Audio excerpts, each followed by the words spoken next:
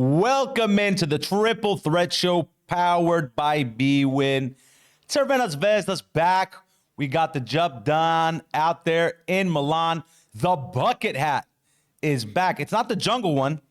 This is more of like a Tom Cruise movie style bucket hat. Chim D.O. Triple G, Chima Moneke, the star of the show, joins his co-host from Greece, Aravantinos D.A., and George, the Amerikanos 24.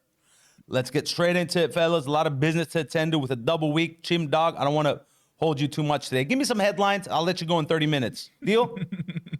All right. I just want to say you said Tom Cruise. I just want to say the mission is possible. It is? All right. All right. Oh, wow. We're starting on fire today. Started off with a bang. DA, I'm going to give you the baguette. You go ahead. Chima has to give us the first things because we're starting it off with Red Star, obviously winning in Milan. Both of us picked the Red Star to upset Milan on the road, and they got the job done, even though they were trailing. You guys were trailing in the second half, and then Jared Butler happened. Nikola Kalinic was key. I want to talk about him because he was super important, like an X factor defensively, offensively. I don't know what was going on with Kalinic. He was incredible on the road in Milan. But Chima, you go. You give us what you saw. You give us what you guys did, and how important was that win for you guys moving forward. Obviously, you were in a bit of a, I don't know what to call it, like a bundle. I don't know. Yeah, I think it reminded me of the start of the season when we beat Fener. Obviously, in Fener, we were up the whole game, but in terms of just, I feel like that game was a must win in terms of just mentally, like just getting over the losses that we've had and going from being tied for first to 10th in the span of a month. So that win was super important because we still got this double week is both on the road against, obviously Monaco and then Bologna, who are incredible at home. So we needed that win just to like remind ourselves, okay, this is who we need to be. And it wasn't pretty, it wasn't easy, it was difficult. We were down double digits going into the fourth, and it was super special because everybody contributed in their own way. Kalinic was big, Jared Butler was big, Yago was big, Izundu was big, Jordan was great for us, Cody was great. I was good in the first half, and then making plays in the fourth with the free throws and rebounding. I think it was just super important for everybody to contribute and just to get back to feeling good about ourselves. But it doesn't get easier, but any team can be beat for sure. Chima, the atmosphere, I would say, from the outside looking in, was kind of funky. You guys have shown us, you proved it in many games, that you can play, that you have an identity, it's defense. You get that win, but the style in which you got it, a come from behind win, on the road against a team that's fighting for the play-in, does that shift the mood and the vibe in the locker room enough to be like, hey, we came back to do this. We didn't play our best game from the jump till the final whistle? Yeah, for sure. 1,000%. I think just it's better. Most of the times it's better to win a game like that. It's obviously harder to do that, to be down the whole game and then come back in the fourth and win. But a lot of times it's better mentally to do, to come back because it shows that you didn't give up, and it just does more for the morale. So I'm excited to see how we respond going forward, and if we can use this to create momentum, because this double week is key. We're at 10th with 12 wins, and the first place team who we're playing this week has 15. Like, if you think about the 10th part, you might overthink. If you think about the 3-game separation, then you make yourself feel better, because you see teams with 13 wins and 14 wins are going to keep being right there the whole season. So the vibe is great. We just got to keep the momentum now. Is coach figuring out, obviously in your position, it's you and Semi, matchup-wise, whoever's having a better night. Sometimes you guys split the minutes, but you have players that are fighting for minutes, and coach needs to figure out how to balance their minutes. Do you feel like there's progress there as far as Jordan, Butler, Cody Miller-McIntyre, etc.? I just think with these things like this, no one is gonna always truly be happy. And as a coach, it's very difficult. You know, there's always gonna be someone complaining. And if you lose games, then the noise will be louder. But as long as we win, that's literally all I care about. You know, yeah, that's all I care about, us winning games. So I'm just thinking from a a fan standpoint. Every fan wants this player to play this much or this player not to play. And we have been talking about when you guys get healthy, is he going to play Jared and Noir at the 3? Obviously, not as good defensively with that lineup. When you don't have Semi and Chima at the 3-4, you know, it's all those in-game gambles and adjustment that every coach in the league has to make. Give up something, gain something, etc. every game will be different. I think there's just always going to be complaints after each game that are, sometimes just not reasonable. That's how I feel about that. It's tough for a coach to have 12 guys and split the minutes in the way that every single person will be happy. So, but Chima, now we see Joel Bolomboy coming back, so that's gonna be another important factor for you guys, because we saw Semi playing like the 4 and you playing the 5, and both you guys playing at the same lineup and finishing games with Semi and you at the front court. But now with Bolomboy, I feel like given if he's like at a 80, 90, 100% status, I think he gives you guys something extra. So I don't know how he is right now. Obviously, he played like one game in the ABA League on Saturday. But how is it to have him back and what he brings to the table for you guys as well? yeah, I think when he's 100%, you know, mentally and physically, it could be really scary. The one thing I know is that like if Semi and myself are on the court together with Joel Bolomboy, that'll be different.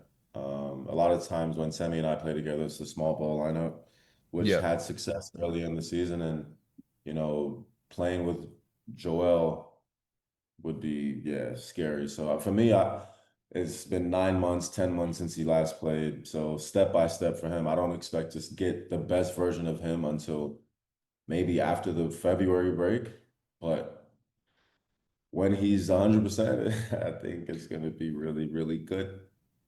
So you think you're gonna play for Semi at the 3, you at the 4, and Joel at the 5? Like saying defensively, I think he says that's a scary lineup if I Joel's would, 100%. I would love that. Absolutely. And you switch everything with that lineup, right? Absolutely. Like, yeah. Because I miss switching defense. I like switching defense. I love playing with Semi. Semi's a monster, but there's a lot of times where he plays at the 5 and I'm at the 4, and then he switches onto the guard, and then, you know, it's a mismatch somewhere because they'll throw it in the post. And to me, if Semi's at the 3 and I'm at the 4 with Joel at the 5, I feel like that lineup will be very, very key in a lot of situations. I'm covered. Are you?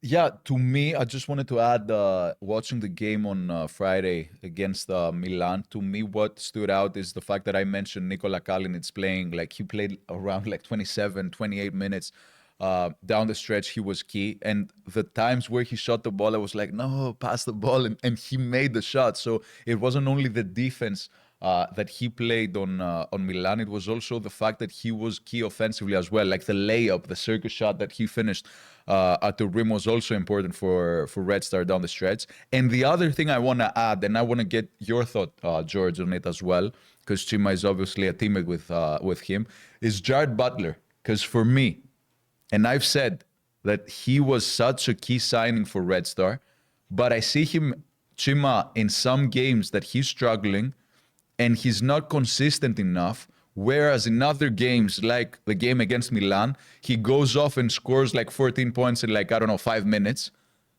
With him having the ball and with him creating for himself and shooting the ball from like Steph Curry range.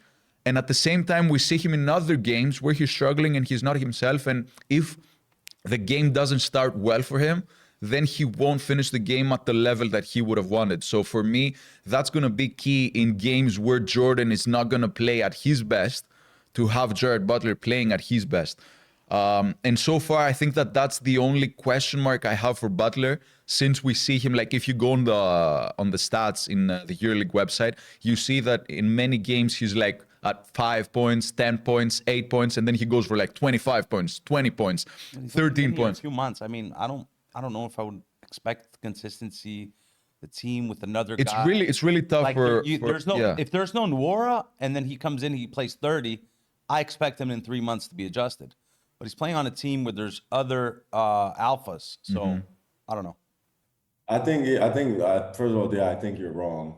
You know, just because I don't know how many games he's been in double digits, but the 3 games off the top of my head that he was killing was the 4 games was Hapoel, Paris, Monaco, and Milan.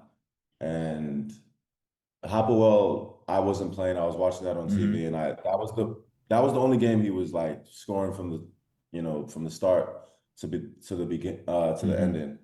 But Monaco, I think he scored double digits in the fourth quarter, just like against Milan, and just like Paris, like. No, I'm saying in general, like he seems to be like having the best games and then not the best games. Let him cook. What? Yeah, what are you talking about? Like that's normal. That's normal EuroLeague stuff. You can say that about probably 90% of players in the EuroLeague. He just got here in November, so it's not. I agree with that. 15, 15, 15, 15. Like that's tough to do, So he's shown that he can score double-digit points in a very quick succession, which is the most important. The games I just told you about, take away the Hapoel game, the games I just told you about, he just had double-digit scoring in the fourth quarter. So it's not about him not playing well in the start. The thing is like, he's such a talented player, and he joined the team, after 8 games and we were 6-2 or whatever. And he just needs to find his role, and some games will be different, and coach needs to help him with that. And every game will be different. Every game will be different, but he's so talented and he can score at such a high level. For me, I feel like we just need to put him in a position to be free offensively, more scoring wise. And, he scored whatever, 18 points, and he only played 17 minutes, like spectacular. But we also have other guys that play, and Kalinic was also impressive. And I'm talking about the lineup with Semi, me, and Joel at the 5. Like we haven't done that, obviously, but there's also Kalinic. There's going to be games where Kalinic needs to be out there as well, and Cody. And we have a lot of talent, and we have a lot of pieces. So, we still need time to figure out for sure. I agree. For what it's worth, he's been in double digits for 8 games this year so far. So, ready to move on? Absolutely. Yes, George? Yep. So we got Fener. Fener being on a roll. I'm assuming, and I saw your MVP letters, I'm just going to be throwing that name out there. So Wade Baldwin for the first time. He made it. That's all I'm going to say for George and Chima's list. So stay tuned for the We're not for the MVP ladder. We watch the games. We look at certain situations. We assess them. And then Did you watch the blog, Chima? That's the reason I have them on. Just won the game for them. So the question is, because Sarunas Yasikevicius signed an extension with Fenerbahce, which means that he's staying in Istanbul for the next 3 years. Is Fenerbahce right now the best team in the EuroLeague? Defensively, they're at number 1 in the league. George has a thumbs down. I'm going to go ahead and say it's a thumbs up for me. Right now, they are the best team in the EuroLeague. Wow. And just hear me out. Wow. There's only one team right now, in my opinion, that like you can pencil in to be in the final. What team do you think I'm talking about? Monaco. Yeah, to me, it's Monaco. Monaco. To me, that's the only team I will confidently say will be in the Final Four, no matter what. And if I may interrupt you, Chuma, because I had this conversation with a EuroLeague player a couple of days ago. I said there's only two teams in the S tier right now, Hapoel and Monaco. In my opinion, they've had this run so far this season. So right now, for me, they're S tier. And then maybe the Feners, the Valencias, the Olis, whatever you want to put at A, I'm okay. But in my opinion, Monaco and Hapoel are S tier right now in the EuroLeague. Right now. Yeah. So what's Fener missing? Honestly, it's not about what they're missing. It's about, first of all, hats off to them for what they've been able to do. Holding a Valencia team in which Chima has been praising since the start of the season to 79 points. I'm not saying they're not good defensively. What I'm saying the is, best team first of all, they're the best team defensively. Correct. Yes. They've managed to hold their team to this standard after losing Hayes Davis, which says a lot about the culture of the team and the coach and their system and all that. Like I thought it was gonna be like, oh, you guys didn't replace this guy. It's gonna go downhill from here. So at the same time, I'm not 100% convinced yet. I'm not 100% convinced. Wow. That's it. Yeah, me neither. But it's not in a way of like, I just think Monaco's that's the only team that I would bet on to be in the Final Four right now. And nothing's going to change that with Monaco for me. I think Saras is actually fucking incredible. I think he's the best coach in the EuroLeague right now.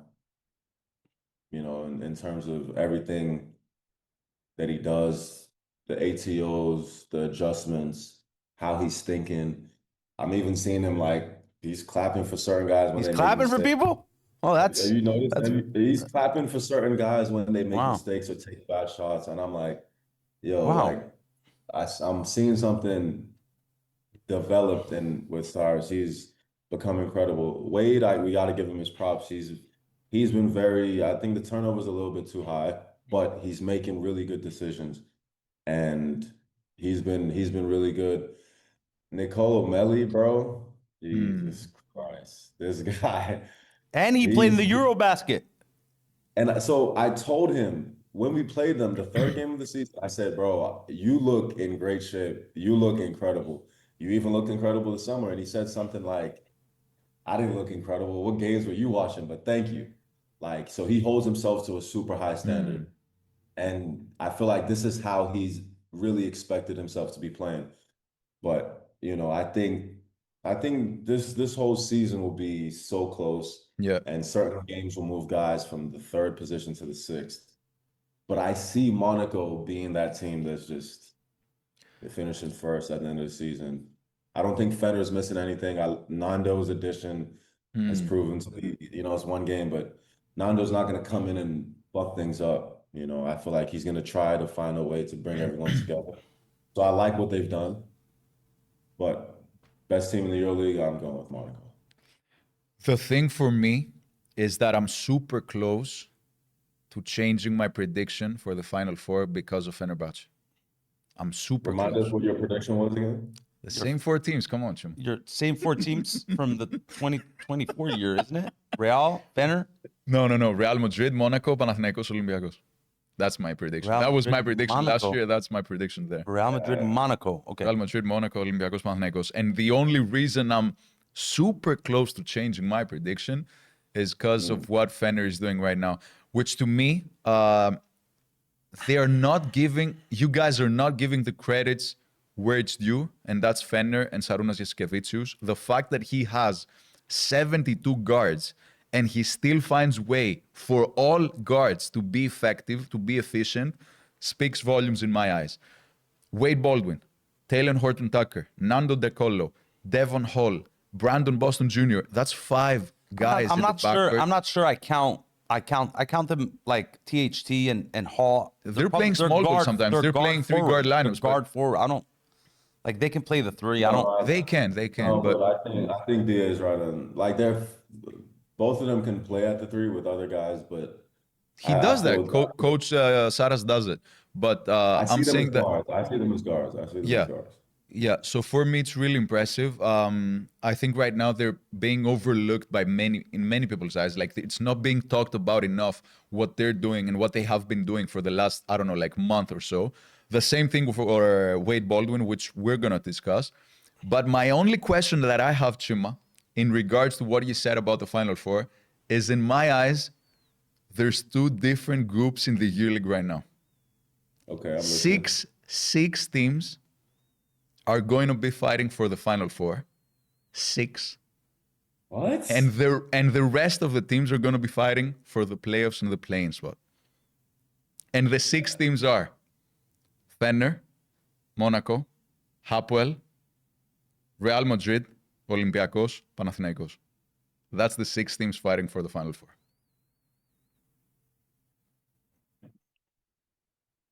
But if you're a team 7, you don't think team 7 is fighting for top 6? Why? I don't know. How can you say that? In my eyes, there's 2 groups. That's what I'm saying. That the top 6 is going to be those 6 teams that I said. And the rest of the teams are going to be fighting for that, I don't know, like 6 to 10 spot. Which means if you take a look at the standings, like the yes, like the teams who are in the group of like Red Star, Zalgiris, Milan are going to be sticking there, and they're going to be separated from the rest of the teams that are below them. And then the rest of the teams, the top 6, it's going to be a totally different story. So where's Valencia and Barcelona? Because you didn't mention them in either of those groups. Not in the Final Four. They're not top 6 either? No. I'm saying there's 6 teams fighting for the Final Four, not the top 6. Like, for example, if Valencia finishes 3rd and then we have Olympiacos at 6th, Olympiacos is going to be in the Final Four. There's no way Valencia makes. That's what I'm saying. Valencia is no Final Four contender. That's what I'm saying. Barcelona is no Final Four contender. So you're saying obvious things. Obvious. If it's obvious for you. You're saying, you said there were 6 teams fighting for the top 6. What he's saying is there realistically, there are only 6 teams that are able to make it to the Final Four, no matter if they have home advantage or not. Right? Yes. Thank you. So Thank you. Just to make everything clear. You agree with that, George? I don't know about Madrid without home court. Okay. I don't know about Madrid without home court. I don't know about Pana with no home court. Oof. Home court's important, man. Why are you so sure that Valencia and Barcelona, Chima, Valencia is not beating a top dog in a 5-game series. Why not? Because you need because that's the same story with Paris. In a 5-game series. They're gonna get figured out. No, first of all, yes, that too, but you need that guy in a 5-game series. And in the EuroLeague and in modern NBA basketball as well, you need those guys to get it done. The system's not going to get it done, Timaramo. It's not. You need the guy. You need the Carmelo Anthony, the bucket getter, to go get you a bucket when the system's not working. You know it's true. No, it's true. Carmelo is the best No, example. I just Carmelo because he's an ISO god. That's why I mentioned Melo, just because he's an ISO jab. Let's not disrespect Carmelo Anthony. You can like him or hate him, but let's not disrespect Melo. Yeah. He got out of the first round once, so I just think that's not the right. Tracy McGrady is a Hall of Famer, and he never got out of the first round. Are we gonna sit here and disrespect Tracy McGrady? Yeah, but then you can't use him as that's the guy. Is he a first? Is Tracy McGrady a first ballot Hall of Famer? That has nothing to do with your argument, yes. bro. You said you need the guy to get to. You need a guy who gets you a bucket. That's what I meant. Jordan Poole can get you a bucket as well. He's playing for the Washington Wizards right now, or no, he's for the Pelicans. Then if that's the case, Montero is that guy for them. Okay, yes. All right. Yeah, but I don't agree with your 6 teams. I don't agree with in Chima's eyes, George, it's 72 teams fighting for the Final Four. I mean, he knows. I'm not going to sit here and discredit a EuroLeague. It's just.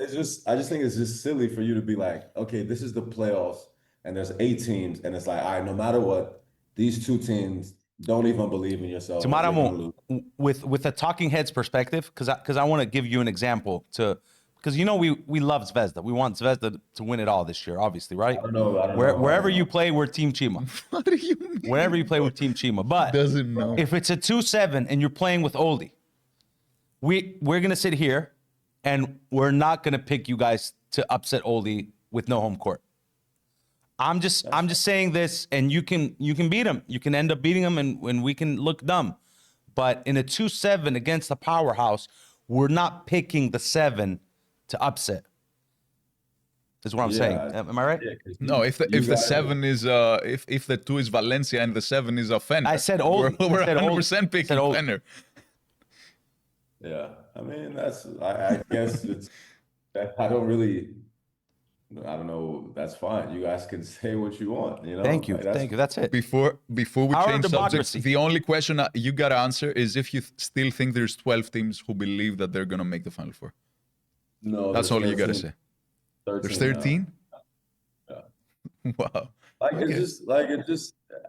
There's no way you would play basketball, DA, in your fucking league in Monday league that you send me the highlights of, and you guys are the 7th seed, and you top 8 makes the playoffs, and you're gonna be like, "Fuck, we're the 7th seed, so we don't really realistically have a chance to win it all." It's just dumb. No, It's from like- a player's perspective, you're 100% right. From a player's perspective, there's no way you go to the playoffs and you say we're gonna lose. 100%, I get that, but I'm not a player. I see it from a different side.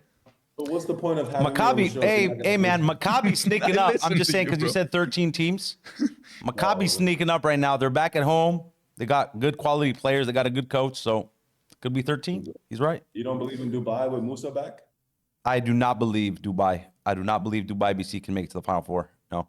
Hold on, I don't know if you guys watched the Dubai game, but what's up with the coach not playing Kabengele, bro? Do you guys see this? Yeah.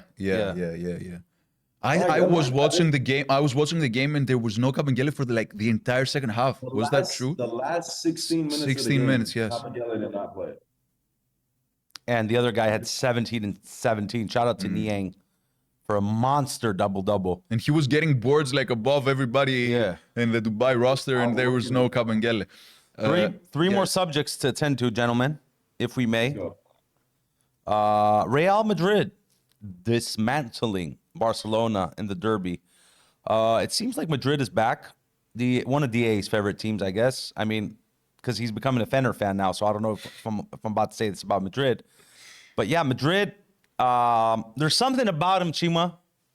I don't think Scariolo has figured it out completely. They got a lot of quality. There's something about him. I remember a few weeks ago they said, "Are they officially back?" Remember the agree or disagree that we did? Are they officially back? So is Real Madrid officially back? That's DA. That's his team. I'm gonna give him a thumbs up. I'm gonna give him a thumbs up. Back as in Final Four?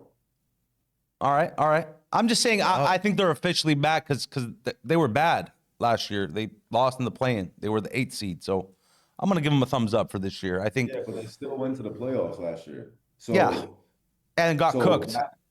Yeah, but what is back for you guys? Like, them I mean, back as they do the Chima. And if we can move on to Oli, I don't know how long you guys want to stay here, but I want to move on to Oli because there's something I'm going to use this as a bridge.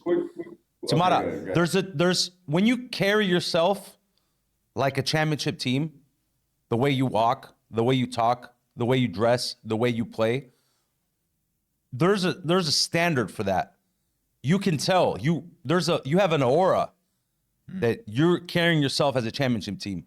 So Olympiacos, Thomas Walkup said we had a meeting, we spoke, and we said that we have to create championship habits.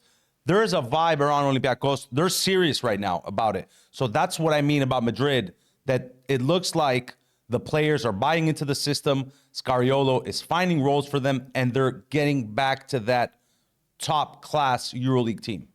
If that makes any sense from a talking head. It makes sense. I see that with Oli. I feel that with Oli. I don't feel that. Okay.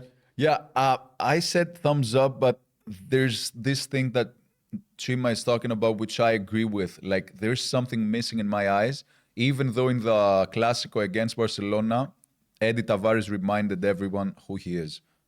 The fact that Barcelona couldn't even buy a bucket in Madrid and ended up scoring 60 points is ridiculous. Usman Garuba came out of nowhere, quote unquote, and played like one of his best games with Real Madrid jersey.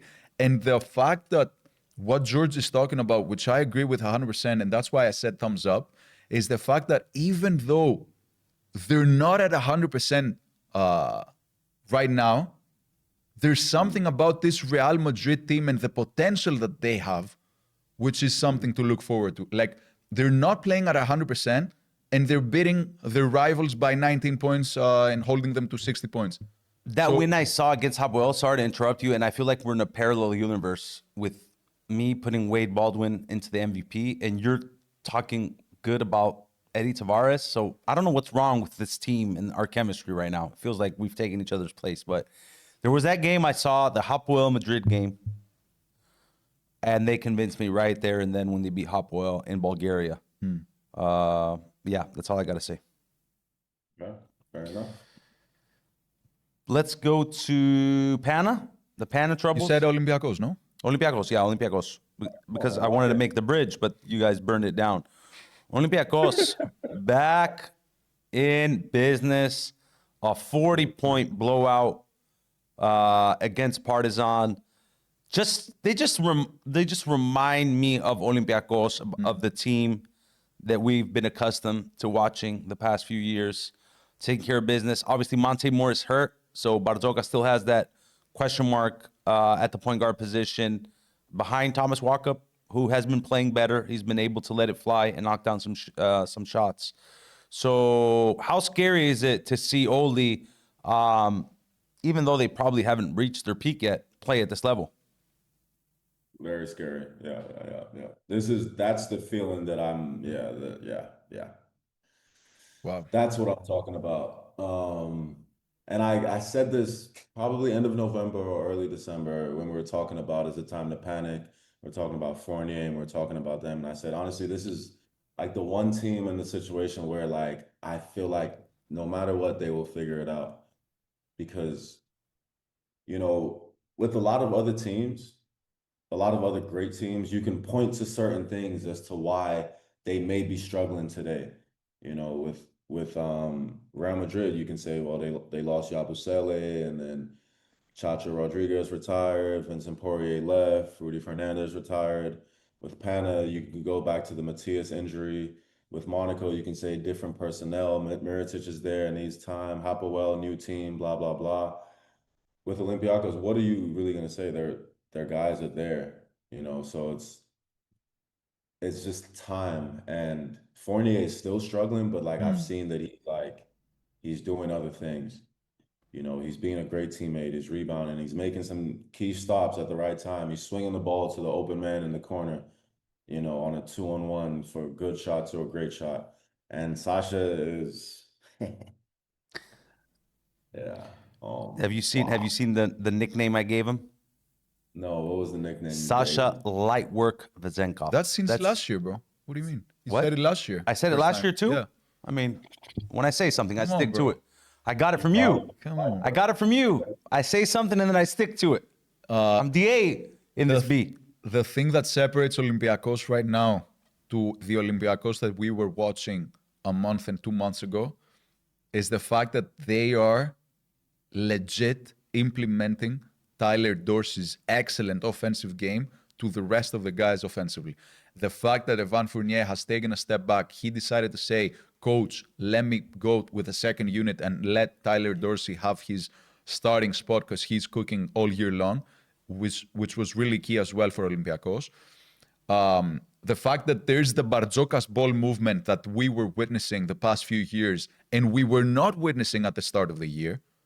And we had the question marks that we had, Chima, together, where we said, yes, Tyler Dorsey is balling, but does it affect the rest of the guys? Is Vezenkov the same with Tyler Dorsey having the ball at his hand so much? Those are the biggest differences, and I think that Olympiacos has solved them. The fact that he's, doing that, Coach Barzokas, and implementing everybody offensively, and it's not only the Partizan game, which is obviously something to be noted, of course, the fact that they were toying with Partizan since the first quarter, is really important for me. The other thing that's going to be interesting to note for the next month is what George mentioned at the point guard position and how is Thomas Walkup going to be playing next to who, because Dilikina is on and off the lineup. We may see Tyler Dorsey and Van Fournier, playing a bit of a role in the point guard position as well. So that's going to be key in my eyes the next few months until actually Montemoris returns to the lineup. But for me, Olympiacos right now is back to 2023, 2024. The movement is there. Sasa Vezenkov is back to his MVP status. All right, that's covered it from top to bottom. Last but not least, guys, we got Pana in a little bit of a pickle. A loss to Armani at home. We didn't get a chance to elaborate on that with Sylvain Francisco. That was one of the best episodes, by the way. Go check out Triple Threat Show with Sylvain Francisco. So yeah, Pana 1-1 at home against the Italian teams. K nonetheless at Munich, a win you need, a win you should get when you got a $40 million budget.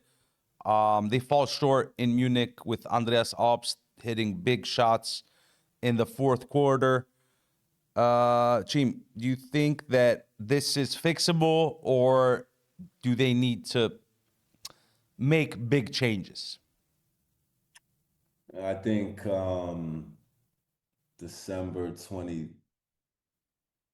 22nd or 23rd, 2024 was the day that everything changed, and that was when we played against Lesort. And to me, like, I'm that's, first of all, he's my friend, but like, just because I'm an energy guy, I relate to guys, and I love guys that have an energy that you just can't teach. And all of that, like, whenever he dunks the ball and like screams into the crowd and yells, that's not for show. You don't, even if you're a guy that doesn't yell, like, you see him doing that and now you want to yell and you want to play harder and things like that. When you call someone the heart and soul of the team, like, that's what that means. And to me, like, if there's no Lesort, then it's just tough. So, there's other temporary solutions that you can find, but Lesort, to me, was their most important player when they won. And the way he was playing last season when the injury happened, like, he was going to be all EuroLeague first team again. And you just can't replace him. If I may, he was going to be the only player in EuroLeague history to be 3 times in a row in the EuroLeague all first team, or the only center, the only player, or the only center. I'm not 100%. I would be very surprised if another player's done that 3 years in a row. Yeah. So it looks like you've been watching our Greek shows on Saturday. They're 30-minute ones. So you just dub them and you hear what I say about Lesort. No, Okay. I speak Greek. I speak. Oh, you speak Greek. Oh, pesto έτσι. Okay. All right. Final couple things. Wait. That's it. So you're gonna skip me and you? Too? I don't want to say anything. We talk about this all the time. Go ahead. Here, the floor is yours. I got nothing more to say. I talked about coach. I talked about the center position all year. I talked about the guys. You can't play Juancho 35 minutes. What else can I say about the team? There's nothing to say. I want to ask Chima a question, because I've been critical of Coach Ataman and his statements in the media. That's the thing that, for me, something that's a bit, I don't know, strange, like, from a player's perspective, if that affects the player. I'm assuming it does affect the player. If you're going in the media and saying, my team doesn't do this, my power forwards don't exist, Olympiacos is playing much better, they're the best team, whatever the case is. The question I have, because Chima, 2 weeks ago, we were sitting here, and we were discussing what DPG said about a potential bomb signing for Panathinaikos.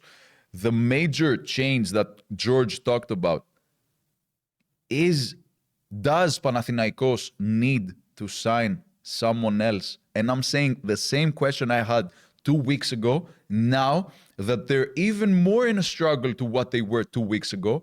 And my answer is still no.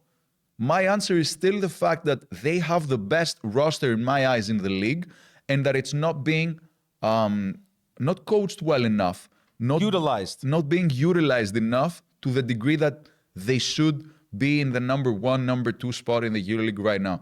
So my question to you is, if you are Panathinaikos, do you go ahead and sign? Let's say Nigel Hayes-Davis or Yabusele or whoever of that caliber says, yes, sir, let's do it. I'm willing to come to Panathinaikos. What do you do? That's not realistic. And I want to say, just quick before he goes, they're exactly where they should be. Keep going. As far as how they played, that's what I mean. That's what I mean, just to make it clear. I mean, I said what I need. To me, Lasorte is the reason. He's the heart and soul of the team. I don't know what you're not going to sign anyone. I don't know who else out there you would sign that would just bring the same feeling back to me. So I pray that he gets healthy. That's my brother. I pray he gets healthy soon. You know, I know we've talked several times, and I don't like asking him, when are you going to be back? I just talk to him about his mental, and, he's hungry to be out there, and he expresses it, on social media. But, without Lasorte,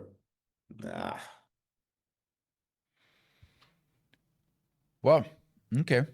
So we're done. We're going to the MVP ladder. George, you don't want to... I don't know what else you want me to say about, But what do you there's so many... We're having a conversation and you don't want to add anything? Same. It's this, what are we going to... It's the same thing. Pick and roll defense, the centers, too many minutes. Why is he throwing Grigo in the mix? It's always, every week, it's always the same. Okay. There's nothing new to talk about.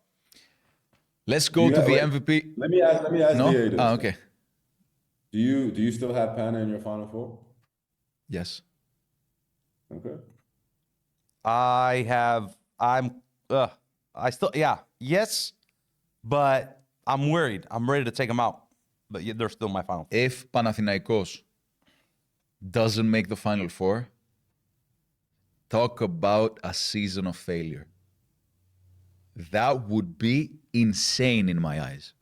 If with that roster, with the fact that Panathinaikos hosts the Final Four in Athens, doesn't make the Final Four. Yikes. Let's go to the MVP ladder, because I'm assuming that Wade Baldwin is going to be there, and it is. And he is. You're already assuming. You need me to explain what assuming means? Assuming means you think something that you don't know. You've already seen it.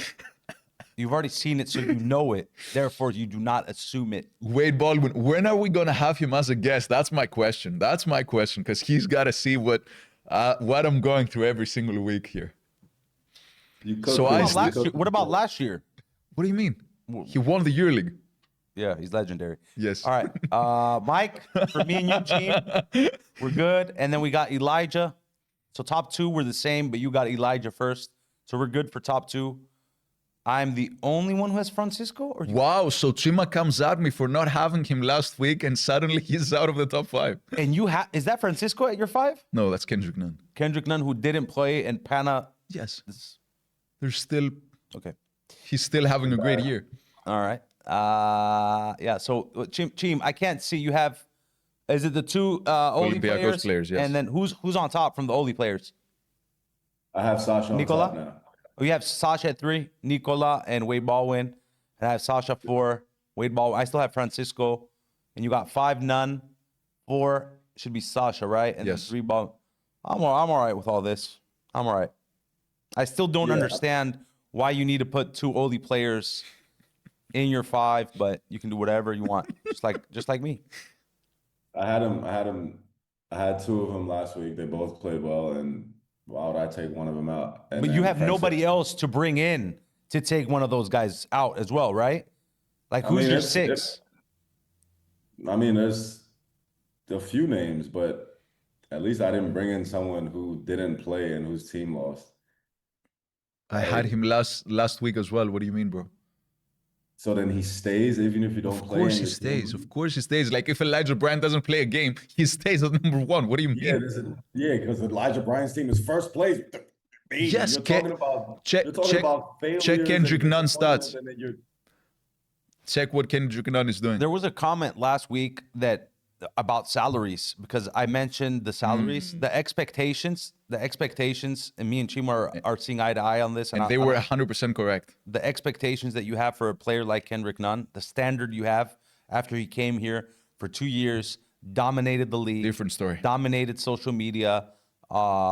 His team dominated. They won it, and then they were third or fourth the next year with Lesor going down. There's all these things that played into him being the MVP, and we're not seeing that right now. Not from him and not from his team. So, therefore, he's not in my top 5. Let's go. Aside from that, which is obvious, is there anything else you want to add? You're okay with my list? Or you don't want Francisco in there? No, I think at some point,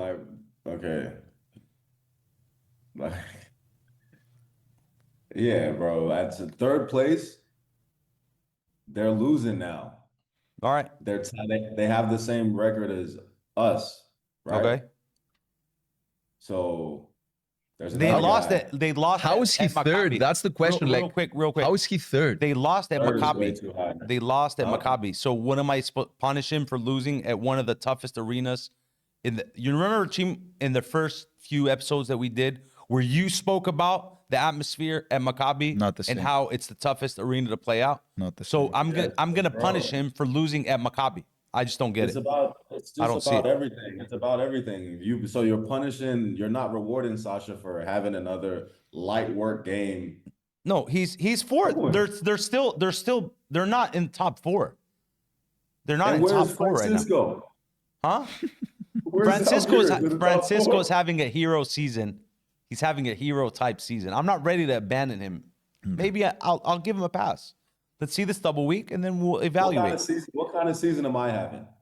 You're having a great season, consistent season. You're locked in. No antics. I love it. No antics. No antics. No antics. What are we watching the same guy? Not compared to last year. Are we what? George? Last year when I was George. depressed, no, I have way more antics this year than last. I was depressed last year. This year in every single call, you know what he does? No foul. Where's the foul, ref? Where's the foul? All right. Upset of the week. We won last year. So you copy my stuff because you were 1-10. What's your record now? 3-12. 3-12. Chim is what? I don't wear my glasses. 3-12 and 5-10. George, you are at 5-10. Yeah. So you're picking Partizan to upset Bayern. I do not like this week at all. And then Monaco to upset Real Madrid. And Chima is picking his team to upset Monaco on the road. Yeah, sorry. Zalgiris to upset Milan, which I agree with. And I'm picking Dubai as the big upset, the big underdogs to upset Barcelona on the road after Barcelona lost to Madrid. And, you have Zalgiris. I have Zalgiris to as beat well. Milan. Yes. All right, real quick, I just want to go over some games. I find it really interesting that this week we have a bunch of revenge games. I love this storyline from a betting angle, whatever you want. We have Dubai and Paris went down to the wire and was decided by free throws, if I'm not mistaken, right? In the first round, Paris, Dubai. That's a revenge game. And then we got Red Star and Bologna. You guys won on a Jared Butler game winner, correct? No, yeah, game winner, yeah. Yeah. That was last 3, Yeah. And then we have Dubai and Bologna, which was the steal by Vildoza, the game winner by Vildoza and the steal. So we have all these games that went right down to the wire, and now these teams get to play again. Popcorn. Bring me popcorn. Let's go. I like that. Okay. Next week, are we going to have a guest on? Listen, I just care about this double week. I'm not thinking about. We need one win in this double week, and we're good. We're good. Yo, keep your low expectations to yourself, man. Bro. Care what you want. Right? I'm just saying. I want 2. You should want 2, and if you beat Monaco, who's gonna stop you after? But yeah, 1-1 will be good. Talk about revenge game. That's Chima's revenge game. What do you mean? That's his revenge game. They beat Monaco. No, they're playing on the road. That's what I'm talking about. Yeah, that's a revenge game for Monaco. That's not how it works. For Chima. That's not how it works. I'll teach you later. It is a revenge game for Chima. 3 seasons later, it's not a revenge. No, it's not. It's not. He still has friends. The group chat, it's still active. Literally Like and texting subscribe. right now. This is the Triple Threat Show powered by Bwin. I know a lot of people think that they have the #1 podcast in Europe, but last time I checked, this is the only podcast that has a superstar talking about the league week in, week out. So Like and subscribe, and we'll see you next week, potentially with a guest. Chima is working on something. We'll see what happens. Like and subscribe, and we'll see you soon. Peace.